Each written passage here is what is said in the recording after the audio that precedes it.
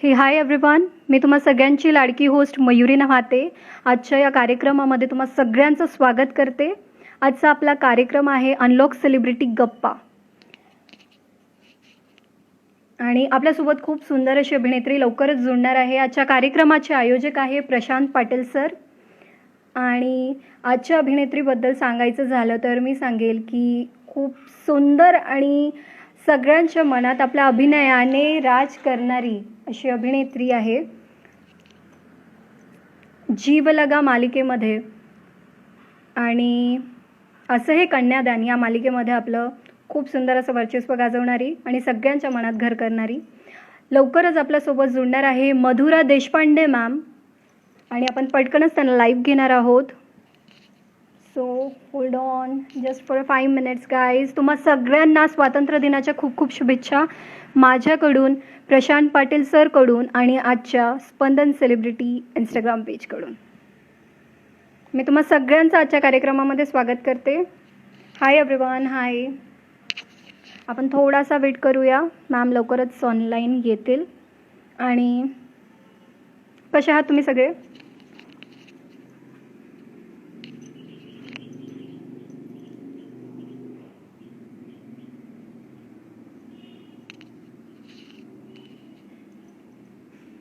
High. Hello. Hello everyone. Hi. How are you?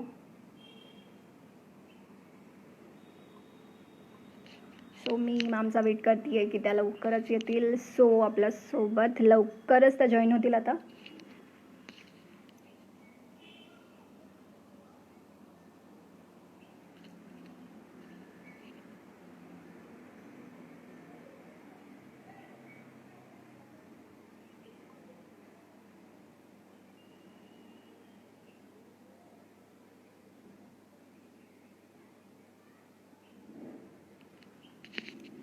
Hello everyone. Hello. नमस्कार. कशा आहात तुम्ही सगळे? I am waiting for Madhura ma'am to join. Just a second everyone.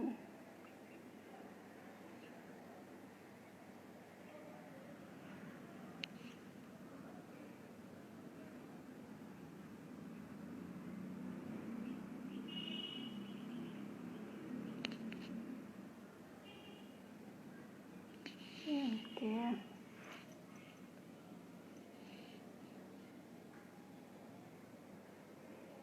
But मला इथे okay yes. So त्याला लवकरच आपल्यासोबत जॉईन होणार आहेत. Hello Madhura ma'am. Welcome. Hello, hi. Hi. How are you? I'm good, I'm good. How are you? मी पण मस्त. मस्त. तुमचं आजच्या कार्यक्रमामध्ये खूप खूप स्वागत आहे, जे Thank की you आहे so अनलॉक much. सेलिब्रिटी गप्पा. Thank you so much. आजचे आयोजक आहे Prashant Patil sir. So ma'am okay. Comfortable ना? या. अगं लाईटचा प्रॉब्लेम होत होता म्हणून म्हणलं फक्त ऍडजस्ट. येस. No issues. हां, एकदम सायंकाळच्या टाइमला तोच. बोल. ओके. सो चला तर मग आपण कार्यक्रमाला सुरुवात करूया. मी सगळ्यांना सांगू इच्छिते की मधुरा मॅम आपल्यासोबत जुळल्या आहेत आणि आपण यांच्या एक्सपिरियन्स बद्दल, जर्नी बद्दल खूप काही जाणणार आहोत. So hold on. तुम्हाला स्वातंत्र्य दिनाच्या खूप खूप शुभेच्छा मॅम. तुम्हाला पण आणि सगळ्यांना happy independence day. Yes. So let's begin. Lockdown कसं सुरू आहे? आता अनलॉक कसं सुरू आहे असं विचार. काय होता लॉकडाऊन मध्ये असा एक बराच सारा वेळ मिळाला होता सगळ्यांनाच, जो आपल्याला कधीच मिळत नाही. सो त्या लॉकडाऊनचा एक साधारण पुरेपूर आणि चांगला उपयोग करून घ्यायचा मी प्रयत्न केलाय. मला माझ्या फॅमिली बरोबर तेवढा वेळ घालवता आला जेवढा मला कधीच मिळत नाही ऍक्च्युली.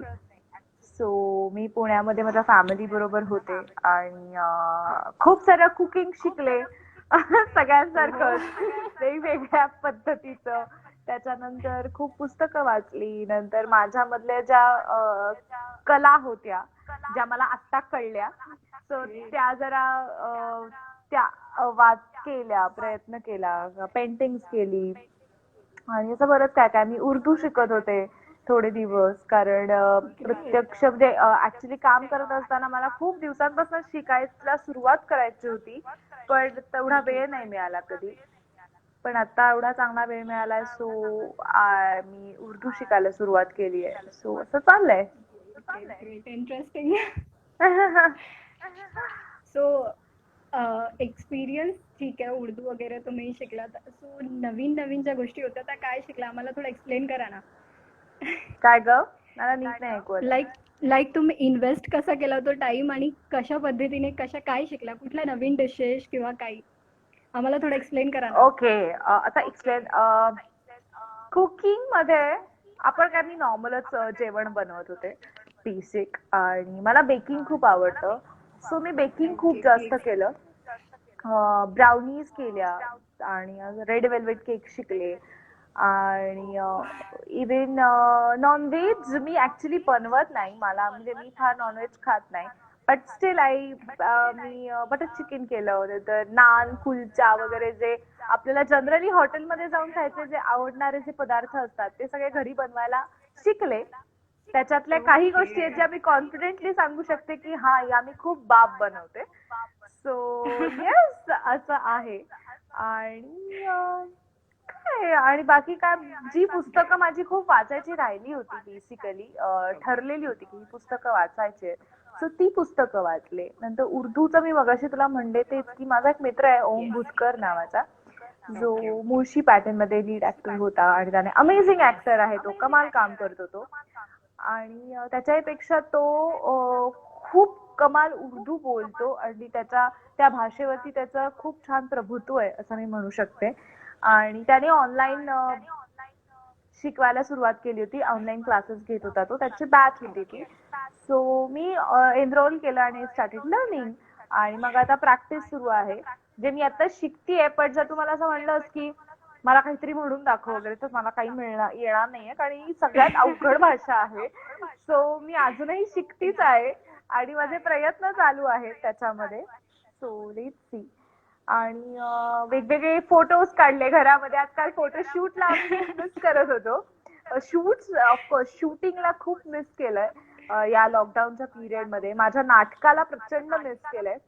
सो त्याच्यातलं थोडंसं काहीतरी हे करायला, कॉम्पन्सेट करायला घरामध्ये खूप सारे सेल्फ पोर्ट्रेट किंवा अशा पद्धतीने खूप सारी फोटोशूट करायचा प्रयत्न केलाय, लाईक सगळंच आपण.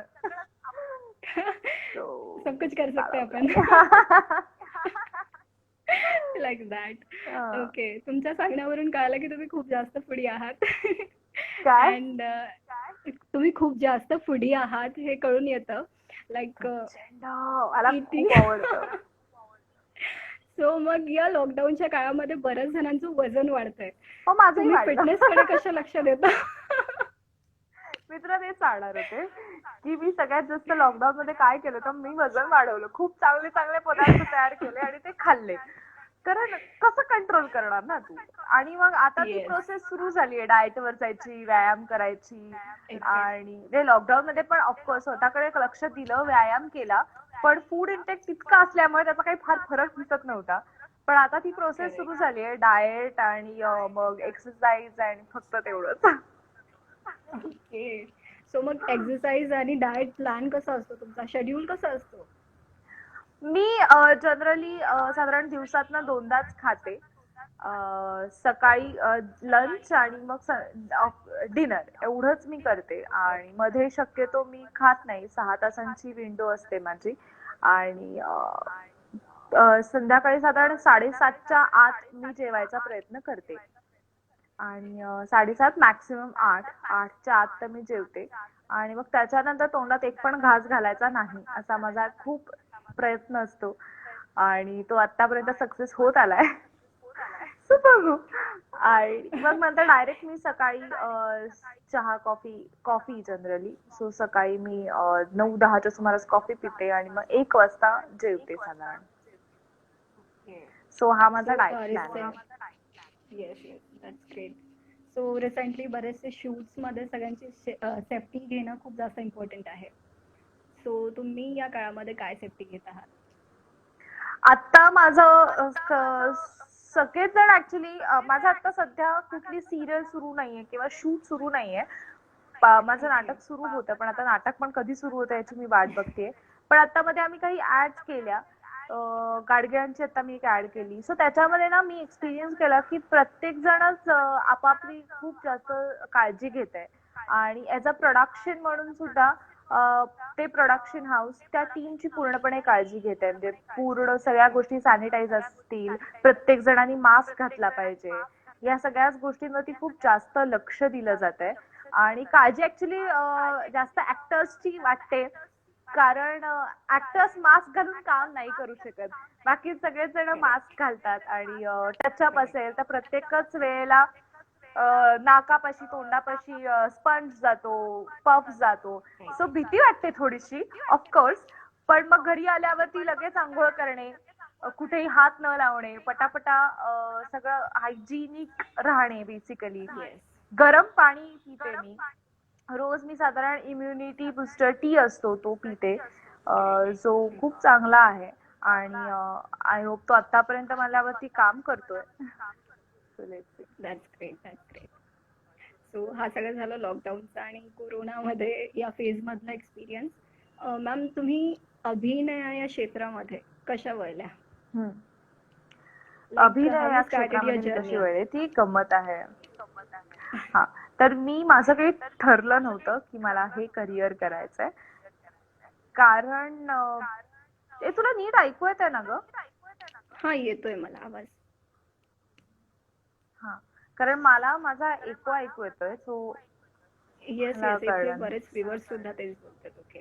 हा, ठीक आहे. एको येतोय तर मग परत एकदा जॉईन व्हायचं का? कारण मला सुद्धा एको येतोय. चालेल चालेल. ओके. हा, ओके चालेल.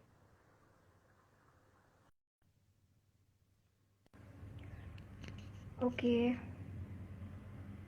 Hello everyone. हॅलो हॅलो सगळ्यांना. इथे कोणीतरी बोललं की बडबड थोडीशी बोरिंग वाटतीये, तर जस्ट स्टार्ट केलंय डिअर. होप सो तुम्ही थोडा वेळ आणखी बसाल तर प्रॉपर आमच्या गोष्टी वगैरे तुम्हाला प्रॉपरली कळेल.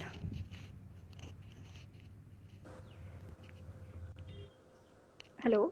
हॅलो, हाय. हा, आता ओके. नॉर्मल आहे. येस. तर हा, मी या करिअर म्हणजे मी ह्या क्षेत्रामध्ये येण्याचं माझं ठरलेलं नव्हतं. माझ्या घरामध्ये शून्य म्हणजे माझ्या घरामध्ये सगळी बॅकग्राऊंड ही इंजिनिअरिंग आणि मेडिकलची आहे. सो कोणीच इंजिनिअरिंग आणि मेडिकल सोडून वेगळ्या क्षेत्रात कोणीच नव्हतं. सो मी बेसिकली आधी सीए करणार होते आणि सीए करत होते. आणि बेसिकली मी क्लासिकल डान्सर आहे, Bharatanatyam. Yes yes yes. So मी मास्टर्स करणार होते भरतनाट्यममध्ये आणि सीए करणार होते. आणि मग कॉलेजमध्ये गेल्यानंतर नाटकाची आवड निर्माण झाली, इंटर कॉलेजिएट कॉम्पिटिशन्स आणि या सगळ्यामध्ये. मग मी ग्रिप्स थिएटर जॉईन केलं, जे जर्मन थिएटर आहे, जे लहान मुलांसाठी काम करतं सुदर्शन रंगमंचमध्ये. सो महाराष्ट्र कल्चर सेंटर कडून मी ग्रिप्स थिएटर करायला लागले. आणि मग असं हळूहळू लक्षात आलं की आपली आवड यामध्ये आहे. आणि परत सुदर्शन मध्ये खूप सारे ऑडिशन्स असतात. सो मी असे सगळेजण देत होते म्हणून मी अशीच एक ऑडिशन दिली आणि माझं सिलेक्शन झालं. सो ती माझी पहिली सिरियल होती झुंज ही एकाकी नावाची, स्टार प्रवाहावर. त्याच्यावरती खूप छोटासा रोल होता माझा. बट मला मजा आली. खूप हेक्टिक स्केड्यूल असायचं आणि तरी सुद्धा मला खूप मजा आली ते करताना. आणि मग नंतर लक्षात आलं की घेऊन आपल्याला हे आवडतंय आणि आपण ह्याच्यामध्ये परस्यू करू शकतो आपलं करिअर. सो ते हळूहळू माझा साईड ट्रॅक बदलला आणि तो ह्याच्याकडे वळाला. ग्रेट. सो तो first experience in front off camera कसा होता तुमचा? बापरे, विचारू नकोस. मी खूप घाबरले होते. म्हणजे कॉन्फिडेंट पण होते पण घाबरले होते, नर्वस होते खूप. आणि पहिल्यांदा जेव्हा मी कॅमेराला फेस केलं, आमच्या सिरियलचे डिरेक्टर मंदार देवस्थळी होते आणि प्रतीक्षाताई होती. सो माझा पहिलाच सीन प्रतीक्षा लोणकर बरोबर होता. आणि सो कॅमेराला फेस करताना म्हणजे मला कळलंच नाही की काय करायचं असतं, की right look, left look, OS, close म्हणजे काय बाबा, मला काहीच माहित नव्हतं. सो ते असं हळूहळू शिकत गेले. सो मी खूप घाबरले होते. पण सगळ्यांनीच मला सेटवरती खूप सांभाळून घेतलं कारण मी सेटवरती सगळ्यात लहान होते.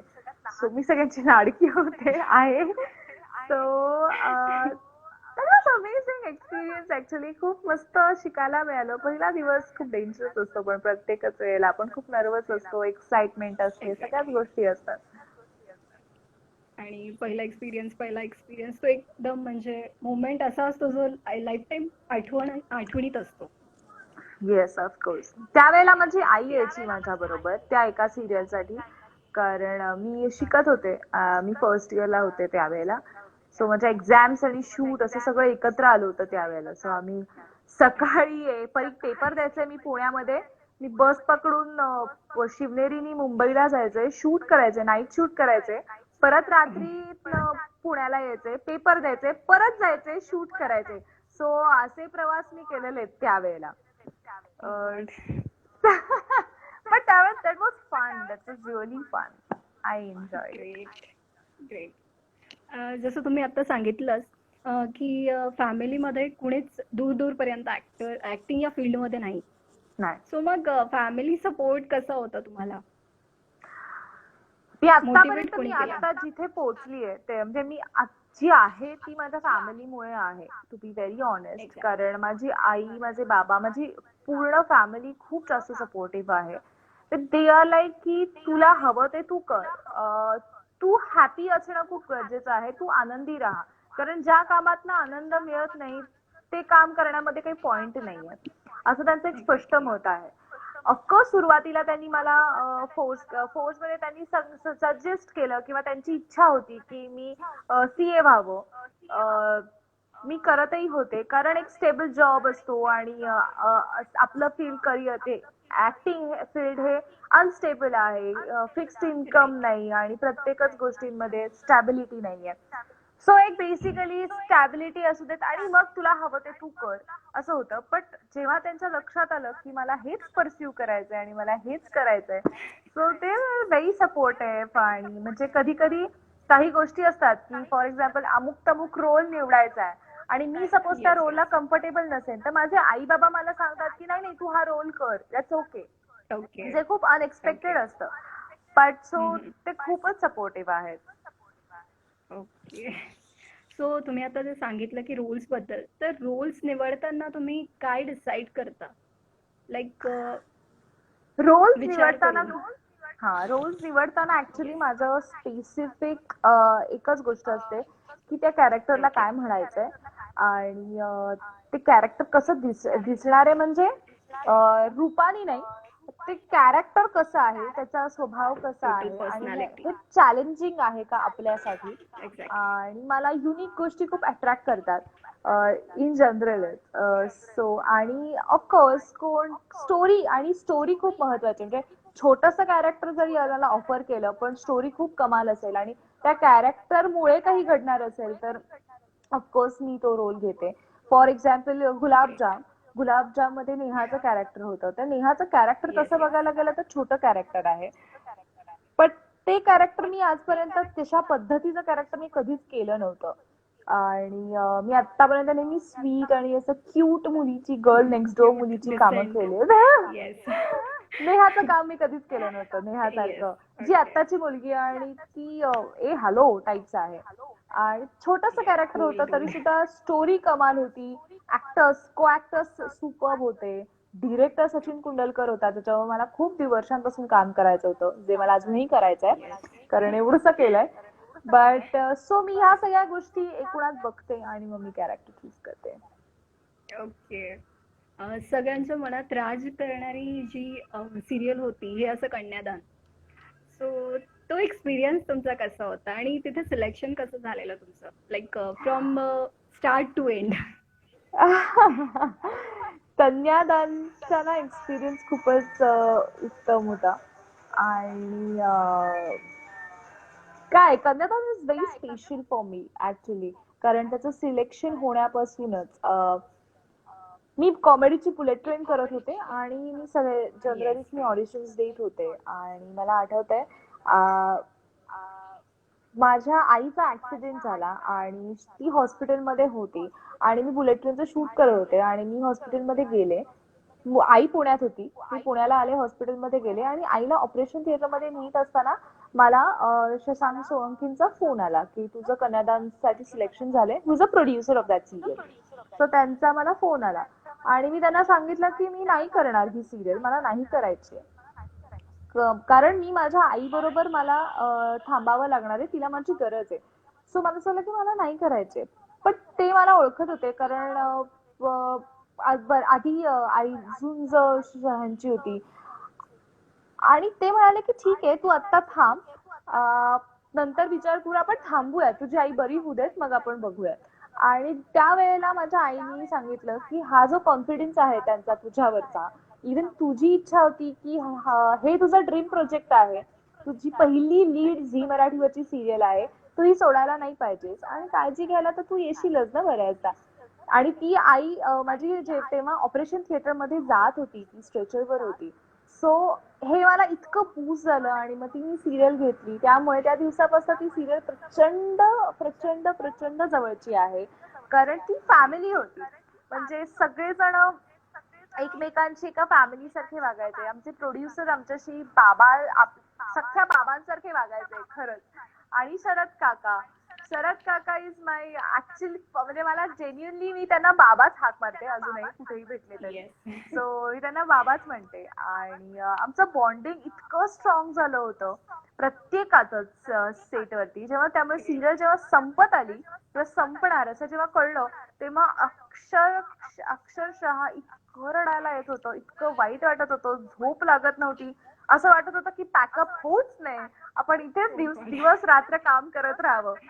सो आय नो, म्हणजे तू कोणालाही विचारलंस ना कन्यादानच्या कास्ट पैकी तर प्रत्येक जण आय एम 110% शुअर, प्रत्येक जण हेच सांगेल की आमचं जे बॉन्डिंग होतं ते फारच कमाल होतं. कारण यु नो जास्तीत जास्त वेळ आपण सेटवरती घालवतो, सो ती आपली सेकंड फॅमिली होते. आणि एक्झॅक्टली.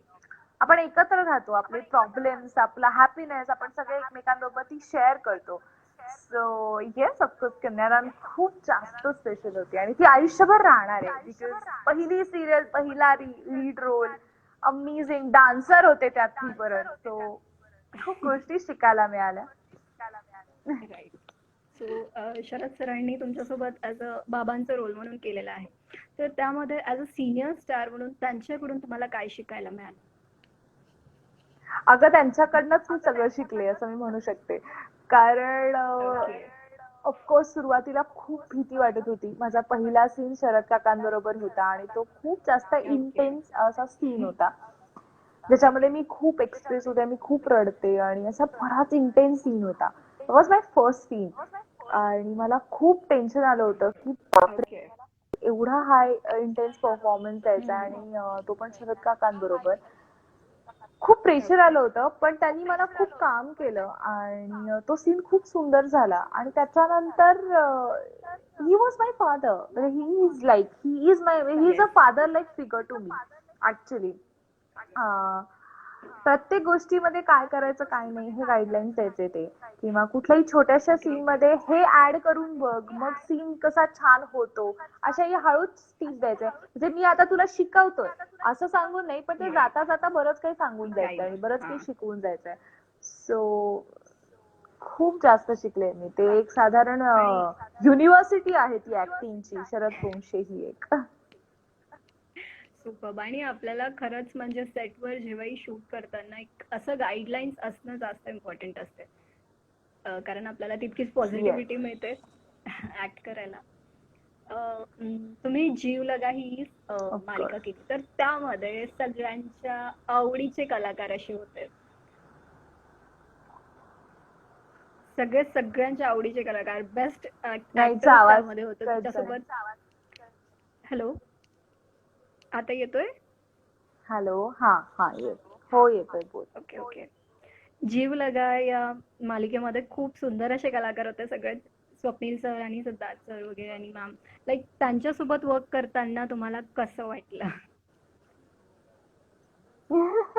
कसं वाटलं? कमाल वाटलं ऑफकोर्स. कारण अमृता सिद्धार्थ बद्दल सांगते मी. सिद्धार्थ माझा कॉलेज पासूनचा मित्र आहे.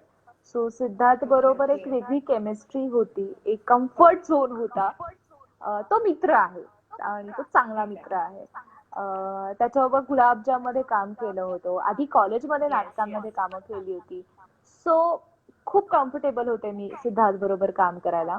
मला भीती वाटत होती अमृताची आणि स्वप्नील दादाची. पण आमू बरोबर सुद्धा मी बस स्टॉप मध्ये थोडंसं काम केलं होतं. ओके. पण I tell you they both are so good आणि they both are such a good human being. आणि I genuinely miss them right now actually, की मला असं वाटतं की मी आता फोन करीन बहुतेक त्यांना. They are very cute. Amruta इतकी कमाल आणि डेडिकेटेड मुलगी आहे आणि ती तिच्या कामाबद्दल इतकी पॅशनेट आहे. ओके. सो ह्या गोष्टी म्हणजे नुसत्या बघून मी तिच्याकडनं इन्स्पायर होते. शी इज व्हेरी म्हणजे ती खूप जास्त सुपर, इन्स्पायर करते सुपर, तुम्हाला. तिचा सुपर. फिटनेस, तिचा लुक, तिचं खाणं पिणं, एव्हरीथिंग, तिचं काम, त्याच्या बाबतीत ती खूप राईट. जास्त पॅशनेट आहे आणि खूप इन्स्पायर करते ती तुम्हाला. एक्झॅक्टली. आणि ॲज अ मैत्रीण म्हणून पण तुला म्हणजे कधी काही कर की अमू मला प्लीज हे सांग ना, तर ती कधी हेजिटेट नाही करणार. शी विल टेल यू. सुरुवातीला ऑफकोर्स भीती वाटते कारण की अमूचा एक ऑरा आहे. सो असं वाटतं की ओके. बापरे अमू बोलेल की नाही, ती काय रिॲक्ट करेल असं वाटतं. But she is really sweet and she is very cute. Great. आणि ऑफकोर्स स्वप्नील दादा इज त्याच्या इतका कमाल येस. ह्युमन बिंग नाही बघितला आणि such a he is down my to earth person. Favourite. आणि even mind he is very cute. Yes. आणि म्हणजे मराठीतला शाहरुख खान आहे तो. ऍक्च्युली तो खूप कमाल काम करतो आणि एक्झॅक्टली. त्याचे खूप छोटे छोटे पॉइंट्स असतात जो त्याच्या कामामध्ये तो एक्सप्रेस करतो. पण मला सगळ्यात जास्त त्याची गोष्ट आवडते तो म्हणजे खूप जास्त चांगला माणूस आहे तो. इतका येस. मोठा असून सुद्धा त्या गोष्टीचा कुठला गर्व नाहीये. तो खूप डाऊन टू अर्थ आहे. तो प्रत्येकाशी सगळ्यांशी सेम वागतो आणि is very particular. He is very punctual. So of course खूप मजा आली. आणि आम्ही चौघ जण पण मी का मगाशी म्हणलं तेच टचवूड आतापर्यंत मी जी कामं केली आहेत, ज्या ज्या सिरियल केल्या त्या सगळ्यांशी ओके. आमची कनेक्शन खूप स्ट्रॉंग होती आणि आम्ही फॅमिली म्हणून सगळे एकत्र राहिलो. राईट. सो खूप छान आम्ही ओके. एकमेकांना सपोर्ट केला. त्यामुळे आमची हळूहळू एकमेकांची कॅरेक्टर फुलत गेली. So correct. कमाल होता. That's great. Hi so Leena tai. तुम्ही लीना भागवत आहे. Hi Leena tai. Okay. Hi. Hi from my side to.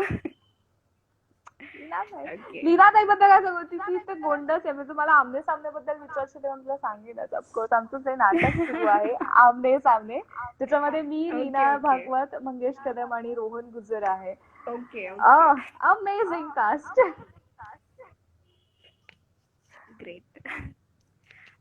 So तुम्हाला डान्समध्ये खूप जास्त आवड आहे. भरतनाट्यममध्ये तुम्ही like you are great in that. So ही आवड तुम्हाला कधीपासनं झाली की डान्स म्हणजे लाईक इंटरेस्ट कधीपासून डेव्हलप झाला डान्समध्ये? खरं सांगू का, मला असं वाटतं की ही डान्सची आवड मे बी जन्मतःच आहे.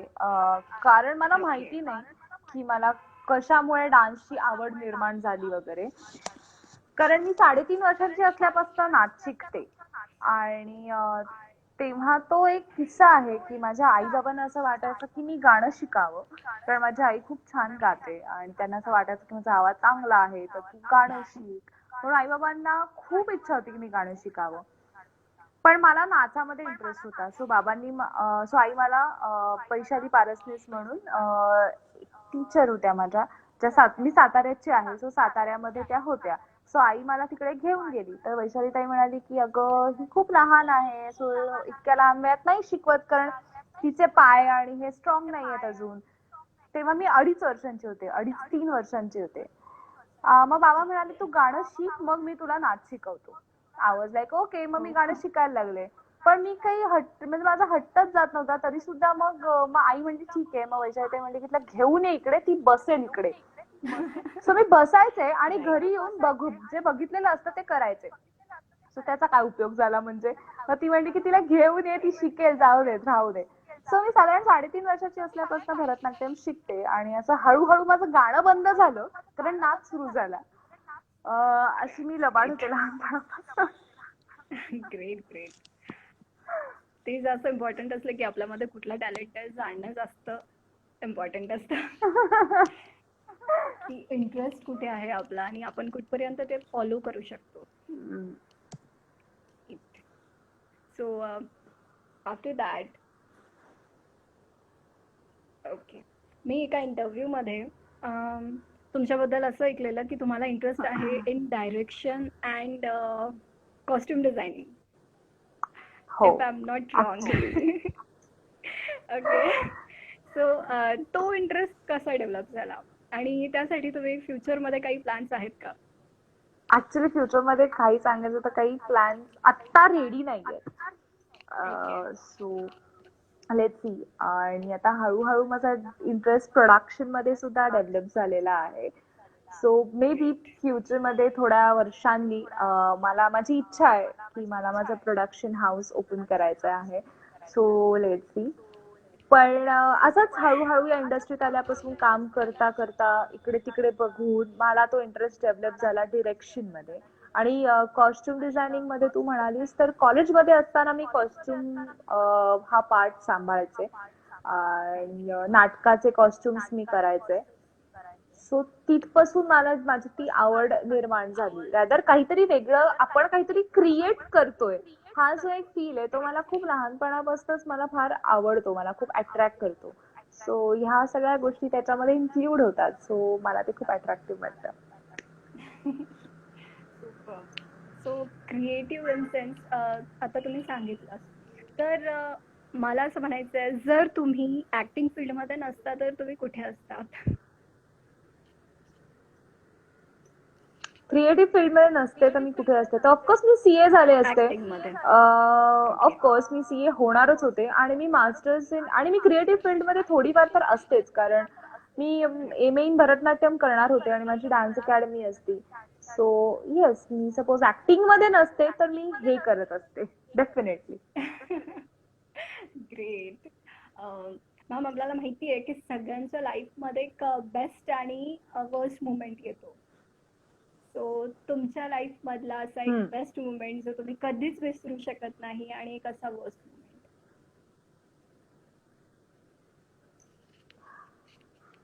माझा बेस्ट मुमेंट माझा बेस्ट आणि वर्स्ट मुमेंट ऍक्च्युली एकच आहे आतापर्यंतच्या लाईफ मधला. माझा बेस्ट मुवमेंट आणि वर्स्ट मुवमेंट हा जेव्हा कन्यादान मला अनाऊन्स केलं होतं, कन्यादान जेव्हा मला मिळालं ती माझी बेस्ट मुवमेंट होती. पण ती जी सिच्युएशन होती ती माझ्यासाठी वर्स्ट सिच्युएशन होती कारण मी आजपर्यंत माझ्या आईला कधीही हॉस्पिटलमध्ये बघितलेलं नाहीये आणि मी माझ्या आईशी भयानक अटॅच आहे. सगळेच जण असतात like she is my friend आणि तिला या सिच्युएशन मध्ये बघून आणि काहीच आयडिया नव्हती मला मला कोणीच सांगितलं नाही. मी चॅलेंजिंग. मुंबईमध्ये होते आणि मला कोणीच सांगितलं नाही की आईला असं असं झालंय. आईला फक्त छोटस भाजलंय, होरपळलीये ती, असं मला त्या सगळ्यांनी सांगितलं. आणि आय वाज लाईक की मग हॉस्पिटलमध्ये काय? आणि मग हॉस्पिटलमध्ये मी गेल्यानंतर मग मला सिच्युएशन कळल्यावरती that was my worst moment आणि मग that turned into a best moment because my mama is now very healthy and very fit.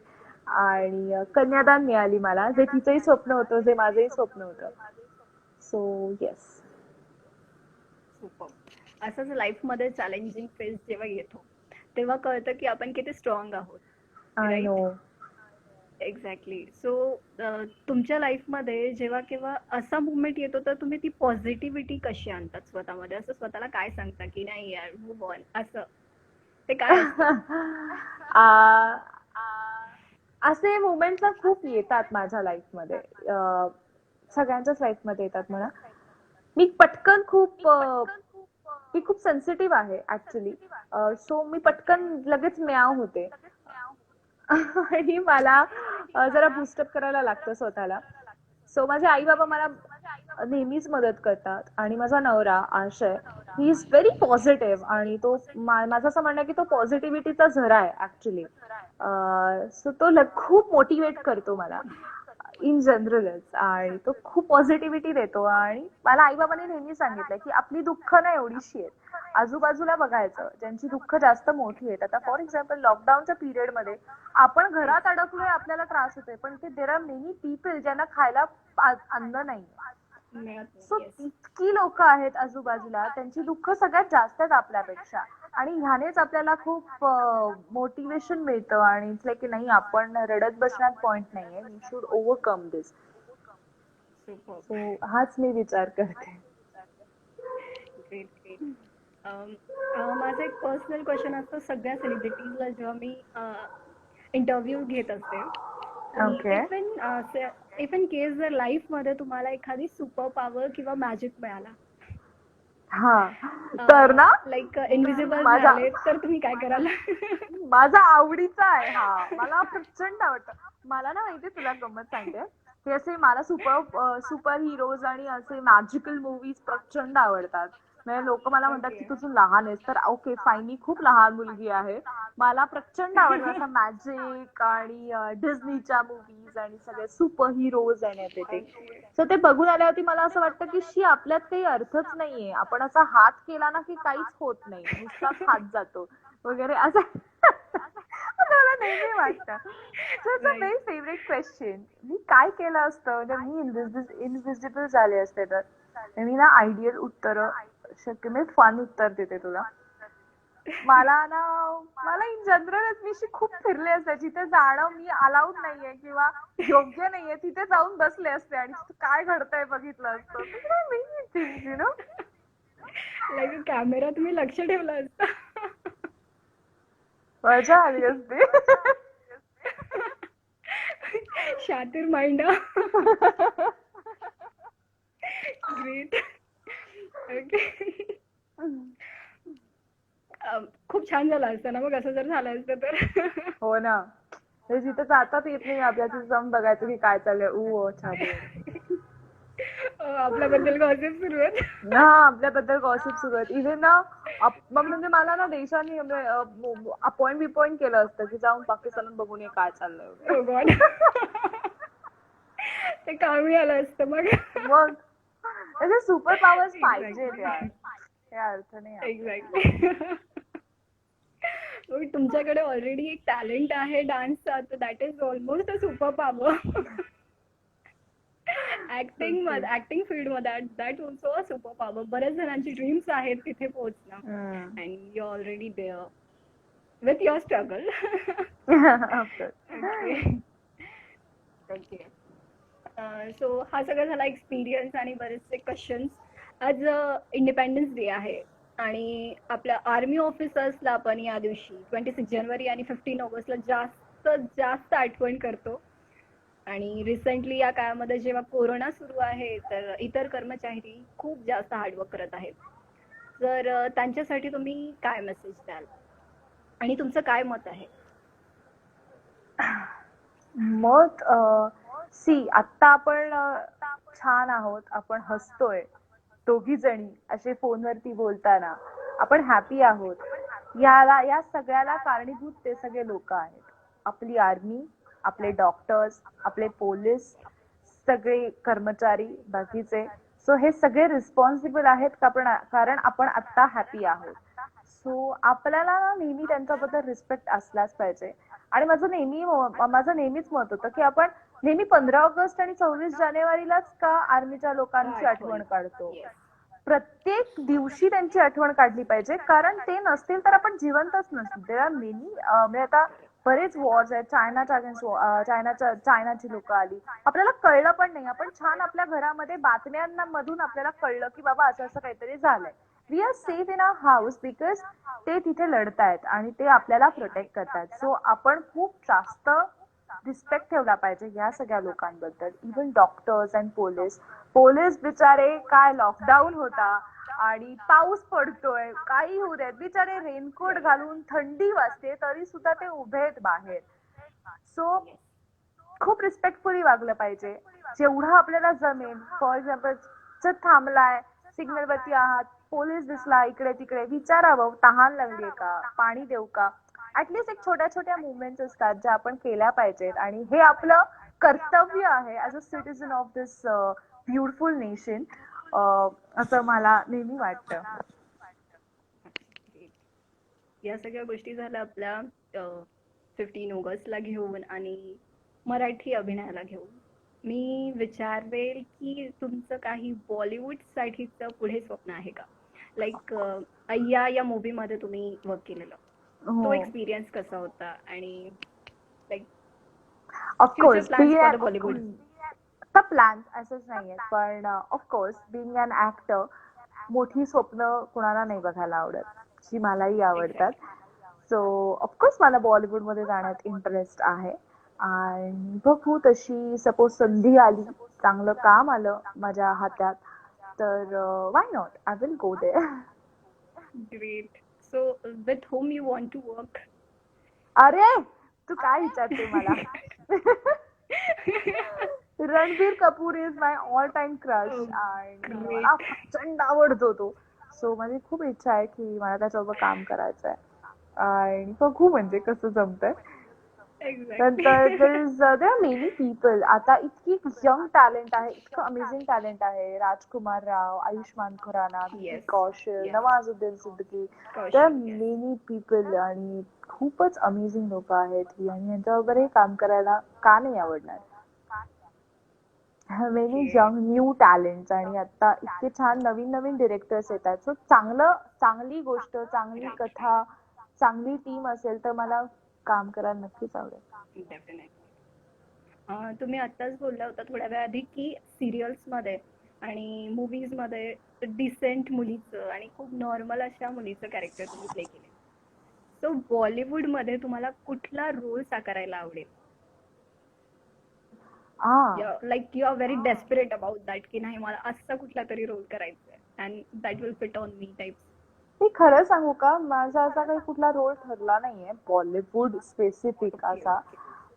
But लहानपणापासूनच आपल्याला तशा एक फिल्मी मुली असतात ना, तसा एक करायला आवडूच शकतो ऑफकोर्स. पण आता ओके. ते स्वप्न असतं प्रत्येकाचं की माधुरी दीक्षित टाइप्स, किंवा माधुरी दीक्षितची गाणे बघून आपण नाचतो आरशांसमोर एक्झॅक्टली. आणि तशी कामं कुठली करतो, तरी अशी किंवा मूवी. किंवा मूवी असते ते आपण अजूनही ऍक्ट करतो त्यांचे वगैरे. राईट. ते कसं टिपिकल मूवीज असतात, typical right. Romcom type. So ते जर आहे ते तर आहेच ऑफकोर्स, पण असं कुठलं स्पेसिफिक नाहीये. बट मी मगाशी तुला म्हणलं तेच की खूप चांगली माझ्यासाठी नेहमीच खूप चांगली कथा, खूप चांगला डिरेक्टर, खूप चांगला टीम पाहिजे आणि त्याच्यामध्ये मला चॅलेंज करेल असं काहीतरी पाहिजे. म्हणजे इट्स नॉट लाईक स्पेसिफिक मला हेच कॅरेक्टर करायचंय किंवा मला असंच काहीतरी काम करायचंय. मला सगळ्या पद्धतीचे कॅरेक्टर्स करून बघायचे, कारण की मी अजून स्वतःलाच तेवढं ओळखलं नाहीये, की मी स्वतःलाच तेवढं एक्सप्लोर केलं नाहीये. सो मला प्रत्येक प्रोजेक्ट मधनं स्वतःला एक्सप्लोर करायला आवडतं. आपण काय काय करू शकतो हे स्वतःला चॅलेंज द्यायला आवडतात. सो येस, मला मला चॅलेंज मिळेल असं काहीतरी करायचं. ग्रेट. तुमच्या बऱ्याचशा प्रोजेक्ट मधून सगळ्याच फॅन्सनी तुम्हाला खूप जास्त प्रतिसाद दिलाय आणि खूप सपोर्ट केला आहे आतापर्यंत. Yes yes so yes yes. असा कुठला बेस्ट फॅन मुवमेंट कधी आलाय का कुठल्या इव्हेंट मध्ये किंवा कुठल्या सेटवर जो तुम्हाला अजूनही आठवतो? बेस्ट फॅन ना, there are many actually. म्हणजे मी तुला एकच नाही सांगू शकत, पण अगदी जर स्पेसिफिक सांगायचं झाला तर एक एक फॅन आहे, ज्याचं नाव आय थिंक मयुरेश आहे, आणि तो माझ्या नाटकाला 6 वेळेला येऊन गेला. आणि जेव्हा जेव्हा त्याच्या इथे कधी कधी नाटक घडतं तेव्हा तेव्हा तो येतो, तो मला भेटतो आणि तो काही नाही, छान झालं नाटक एवढंच म्हणतो आणि जातो. म्हणजे काही त्याच्या फार एक्सपेक्टेशन्सही नसतात की बाबा खूप फोटो काढले पाहिजेत और फॅमिलीला घेऊन आलाय की हा ही हू नाही, फक्त एवढंच सांगतो आणि तो जातो. ते इतकं स्वीट आणि इतकं छान मुवमेंट होती ती. आणि मला जेव्हा त्याने सांगितलं की मॅडम मी आज 6व्यांदा येतोय, मला असं वाटलं की कोण, म्हणजे किती भारी गोष्ट आहे ही. म्हणजे तेव्हा ना खूप रिस्पॉन्सिबल वाटतं की एखादी व्यक्ती, म्हणजे अशा कितीतरी व्यक्ती आहेत ज्या आपल्याकडे बघतात, आपण ज्या लोकांना आवडतो. सो आपल्यावरती ही एक रिस्पॉन्सिबिलिटी आहे की आपण तसे राहिलो पाहिजे आणि आपण आयुष्यभर लोकांना आवडलो पाहिजे आणि आपल्याकडनं तेवढी चांगली कामं घडली पाहिजे. सो त्या रिस्पॉन्सिबिलिटीची खूप जाणीव होते अशा वेळेला. सो ती एक मुमेंट होती. नंतर एकाने मला माझं पेंटिंग करून मला झिबलगाच्या सेटवरती आणून दिलं होतं आणि त्याचं फॅब्युलस पेंटिंग. आणि आपलं कोणीतरी पेंटिंग करतंय ही एक ही ना कल्पनाच खूप अफाट होती की इतकं सुंदर पेंटिंग माझं केलंय, वाव किती भारी ना. सो ती एक मुमेंट होती. नंतर मला ऍक्च्युली आठवतं, ही फॅन मुवमेंट म्हणू शकत नाही. हे मी नाही विसरू शकत. कन्यादानच्या वेळेला that was my first fan moment तू म्हणशील ते. एक ओके. चितळे आजोबा म्हणून आहेत, नागपूरला असतात ते.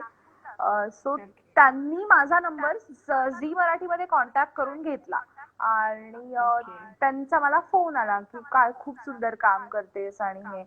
सो मला खूप भारी वाटलं की एखादे आजोबा जे नागपूरला आहेत, ज्यांचा आणि माझा काही संबंध नाहीये, त्यांनी कोणाच्याकडून तरी माझा नंबर मिळवला आणि मला फोन करून सांगितलं. तर एवढ्यावरच नाही, त्यांनी मला संत्र्याच्या बर्फ्या पाठवल्या सेटवर. आणि इट वॉज सो स्वीट की त्यांनी लेटर लिहिलं होतं ज्याच्यामध्ये दोन बॉक्स होते संत्र्याच्या बर्फ्यांचे. त्यांनी सांगितलं की एक बॉक्स तुझ्यासाठी आहे आणि दुसरा बॉक्स सेट वरती आहे, सो तू तुझा बॉक्स शेअर करू नको. आणि त्याच्यानंतर त्यांनी मला फोन केला की तू तुझा बॉक्स नाही ना शेअर केलास. आणि त्याच्यानंतर त्यांनी माझ्या प्रत्येक प्रोजेक्टला मला फोन केलाय आणि खूप चांगल्या विशेष दिल्यात, आशीर्वाद दिलेत. ते माझ्या आईशी बोलले. So that was a very cute moment. आणि प्रत्येक कुठलाही प्रोजेक्ट सुरू झाला की त्यांचा फोन नाही आला ना की असं हुरहुरतं कुठेतरी, आजोबा बरे असतील ना, काय झालं असेल, ओके असतील ना, ठीक आहे ना सगळं, असं. सो ते म्हणजे न भेटून एक कनेक्शन तयार होतं ना, तसं एक तयार झालं. Superb. If you want, I can also send you Santra's Buffy. Oh, so sweet, मी तू सध्या नागपूरची नागपूरची. आहेस? That's right. Okay. So sweet. Tu acting म्हणलीस हेच बद्दलचा खूप आहे बराच बाबा. ऍक्टिंग बद्दलचा एक्सपिरियन्स आणि डान्सचा इंटरेस्ट आणि बरेच काही interest, even cooking, fitness and so much. मी हे सुद्धा ऐकलंय की तुम्ही अँकरिंग आणि होस्टिंग केली आहे. Like yes. Again one thing, म्हणजे काय काय करता तुम्ही मला हे सांगा आधी. मला अजून खूप काय काय करायचंय. मी काहीच नाही केलंय खरं सांगायचं झालं तर. Okay. मी होस्टिंग केलं. मी बुलेट ट्रेनचं होस्ट करत होते. येस, तो एक्सपिरियन्स. तो एक्सपिरियन्स खूप वेगळा होता आणि मला सगळ्यात जास्त भीती आणि सगळ्यात जास्त मी नर्वस झाली असेल आणि रोज नर्वस होत असेल तर बुलेट ट्रेनच्या सेटवर. कारण दॅट वॉज व्हेरी चॅलेंजिंग. मी कधीच होस्टिंग केलं नव्हतं आणि ऑन द स्पॉट तुम्हाला सुचून तुम्हाला बोलायला पाहिजे आणि माझ्या समोर तो हे पण नसायचा, स्क्रीन पण नसायचा. मला नेहमी कानामध्ये गोष्टी सांगितल्या जायच्या. सो मोठे मोठे सपोज गेस्ट आले असतील आणि त्यांच्यासमोर त्यांच्याबद्दल काहीतरी बोलायचंय, म्हटलं की मला इतकं दडपण यायचं की आपण आत्ता करिअरची सुरुवात करतोय, आपण एवढेसे आहोत, एवढे मोठे लोक बसले आणि सपोज चुकून काहीतरी चुकीचं तोंडातून निघालं तर राईट. काहीतरी मोठी गोष्ट होऊन जाईल, ते किती अपमानास्पद होईल, व्हॉट एव्हर, किती चुकीचं घडेल ते. आणि ऍज अ होस्ट म्हणून तुम्ही तो अख्खा कार्यक्रम सांभाळत असता, सो ती खूप मोठी रिस्पॉन्सिबिलिटी असते. तो सुंदर देखणा कार्यक्रम दिसला पाहिजे, तुम्ही होस्ट असता, सो तो तुमची रिस्पॉन्सिबिलिटी आहे. सो त्याचं मला रोज tension, I am not kidding, मला रोज टेन्शन यायचं आणि मी रोज नर्वस व्हायचंय. आणि असा कधी दिवस गेलेला नाहीये की मला असं झालंय की हा चला यार एवढं काय, अच्छा शूट का, ओके रोल कॅमेरा ऍक्शन, असं कधीच झालेलं नाही. मला नेहमी इतकं टेन्शन यायचं आणि मी कितीतरी तयारी करायचे. आणि मग आज कोण गेस्ट आहेत, अरे बापरे, मग काय, मग आपण थोडंसं लिहूयात का, मग रायटरला मग त्यांनी मला लिंक्स दिलेल्या असायच्या, मग त्या लिंक्स पाठ करून मग त्याच्यामध्ये आपण काय ऍडिशन करू शकतो, मग हे करू का ते करू का, असं प्रत्येक मुवमेंट वरती मी फोकस करायचा आणि प्रत्येक मुवमेंट वरती मला खूप टेन्शन यायचं. हा एक्सपिरियन्स म्हणजे खूप लाईक एक काय म्हणू ऍक्च्युली शकतो आपण, या नर्वस एक्सपिरियन्सनी टाईप मला मध्ये ना तुम्ही. या एक्सपिरियन्सनी मला खूप जास्त कॉन्फिडन्स पण दिला. मला बुलेट ट्रेननी खूप कॉन्फिडेंट बनवलं आणि किती लोकांशी कसं बोलायचं आणि सगळ्यांना कसं सांभाळून घ्यायचं, ह्या गोष्टी मी खूप शिकले बुलेट ट्रेन मधून.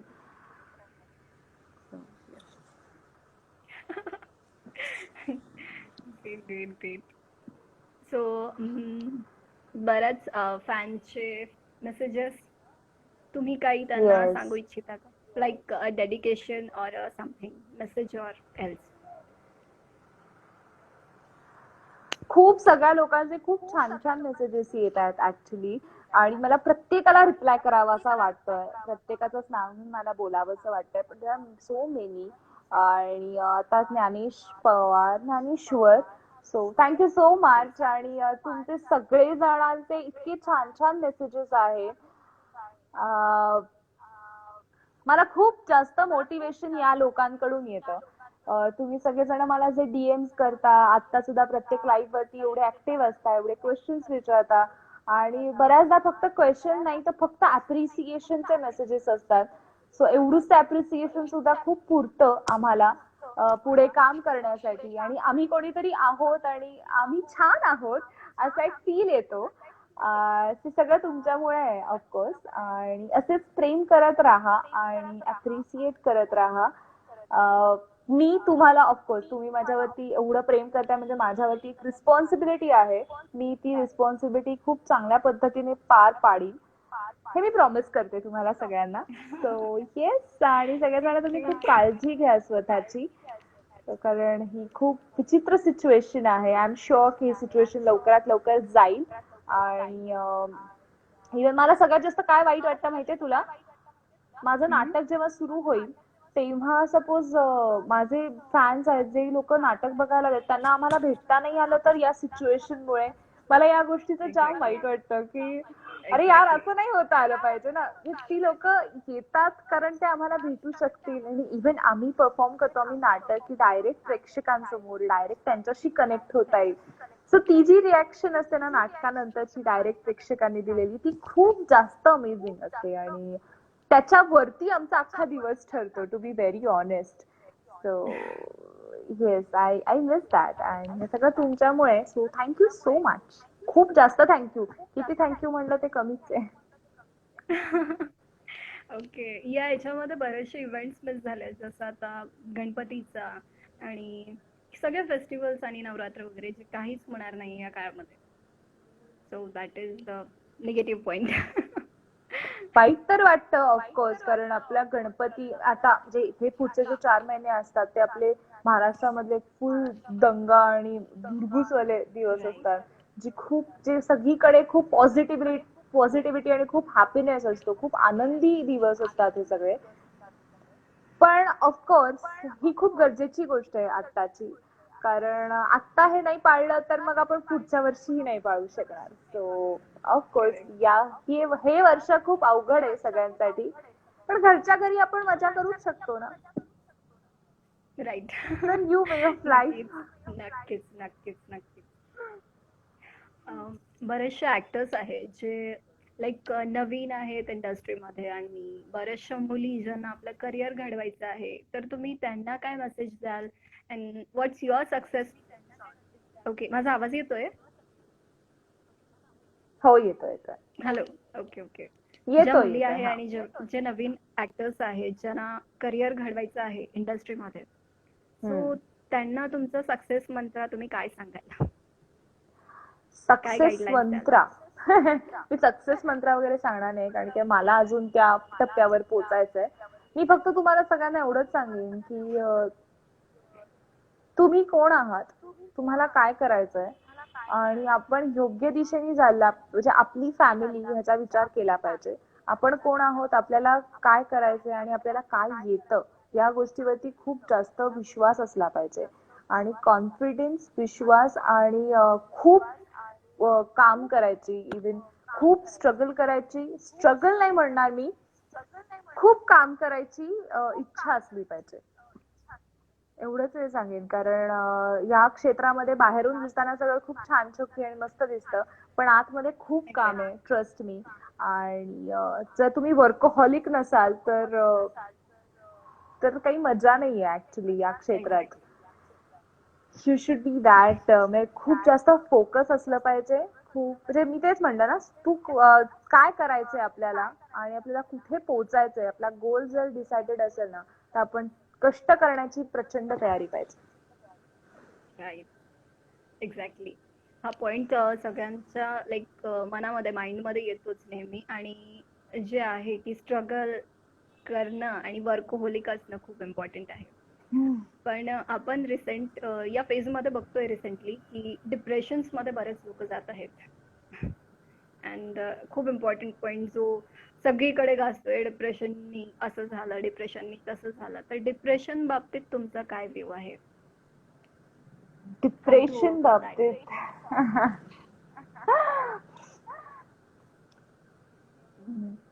डिप्रेशन काय म्हणू मी तुला, डिप्रेशन हे कोणालाही होऊ शकतं, कोणालाही येऊ Yes. शकतं. सो तो कुठला तरी मानसिक आजार आहे आणि ते खूप काहीतरी वाईट आहे, या अशा दृष्टीने प्लीज बघितलं नाही पाहिजे त्याच्याकडे. इव्हन कोणालाही मेंटल प्रॉब्लेम होऊ शकतो. आपला हात दुखतो, आपले पाय दुखतात, आपले पोट दुखतं, तसं आपलं डोकंही दुखू शकतं, आपल्या डोक्यातही काहीतरी प्रॉब्लेम होऊ शकतो. सो आपण योग्य तो सल्ला घेऊन योग्य त्या डॉक्टरकडे जाणं खूप गरजेचं आहे. आपण बोलणं खूप गरजेचं आहे. बरं ना, आजकाल काय होतंय, आपण ना आपल्या एक्सप्रेसिव्ह. कामामध्ये आणि ह्याच्यामध्ये इतके एन्ग्रॉस्ड होतो ना, की आपण एक्सप्रेस होत नाही. आपण येस. स्वतःमध्ये किंवा आपल्यामुळे कोणाला काहीतरी प्रॉब्लेम होऊ नये या दृष्टीने ना आपण कोणाला आपले सांगतच प्रॉब्लेम नाही. हा. सांगत नाही. आपण आपल्या आतच कुढत बसतो आणि तेच निगेटिव्ह थॉट्स आणि या सगळ्या गोष्टी येत राहतात डोक्यामध्ये. कधी कधी काय होतं, आपण जेव्हा समोरच्या व्यक्तीशी बोलतो तेव्हा यू नेव्हर नो, त्या माणसाकडनं तुला एक पॉझिटिव्हिटी मिळेल. त्यामुळे तुला करेक्ट, करेक्ट. दुसऱ्याचे प्रॉब्लेम सपोज तू ऐकलेस किंवा आजूबाजूला काय आहे किंवा त्याच्याकडनं पॉझिटिव्हिटी मिळाली तर आपण आपले प्रॉब्लेम्स ओव्हरकम करू शकतो आणि आपण त्याच्यावरती विचार करू शकतो. आणि ऑफकोर्स हॅपी राहायला पाहिजे. तुमच्या फॅमिलीशी कनेक्टेड राहा. Friends families are very important in life. आणि बाहेर जाऊन नवनवीन लोकांना भेटलं की नवीन फ्रेंड्स होतात, फॅमिली छान नवीन दुसरी क्रिएट होऊ शकते. जे blood relations are not only the family, बाकीच्या पण फॅमिलीज असतात. सो ऑफकोर्स या सगळ्या गोष्टी आहेत. या खूप गोष्टी हार्ड आहेत बऱ्याचदा, असं आपल्याला वाटतं. बोलायला खूप सोपं आहे, पण आपण एवढंच करू शकतो, आपण ट्राय करू शकतो. आणि ऑफकोर्स जर त्रास होत असेल, खरंच आपल्याला खूप त्रास होत असेल, तर आपण सायकियाट्रिस्ट किंवा सायकोलॉजिस्ट कडे जाऊ शकतो. ते काही वाईट नाहीये त्यांच्याकडे जाणं, ते काही राईट, राईट. चुकीचं नाहीये.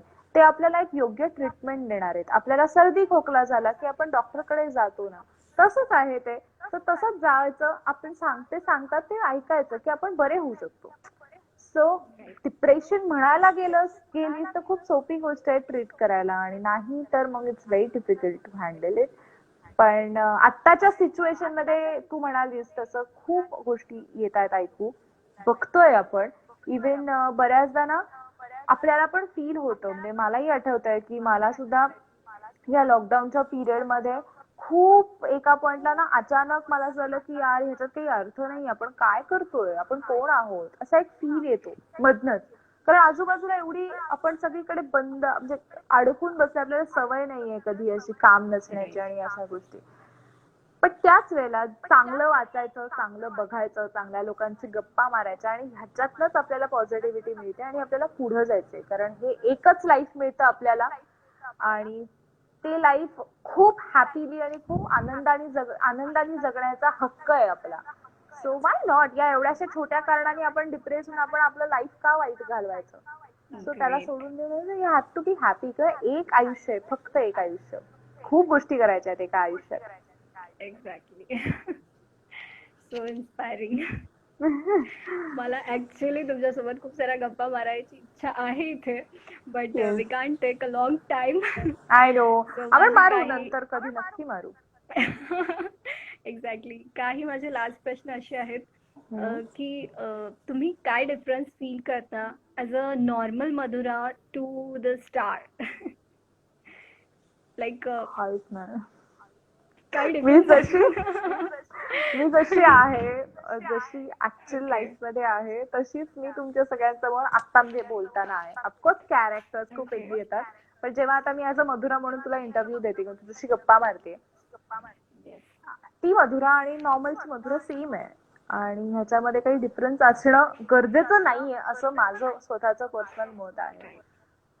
So yes, same. Okay, let's come to the end. Finally माझा एक लास्ट क्वेश्चन असा आहे हम्म. की लाईफमध्ये okay I think 25 seconds maybe आपल्याला एंड करून परत जॉईन करावं लागेल. ओके. सो माझा एक क्वेश्चन असा होता की लाईफमध्ये एक असं कॉल जो तुमचा राहिलेला आहे आणि तुम्हाला काहीतरी त्यांना सांगायचं होतं, मे बी ते लाईफमध्ये आहे किंवा नाही आहे, तर तुम्ही त्यांना कॉल करून काय बोलाल?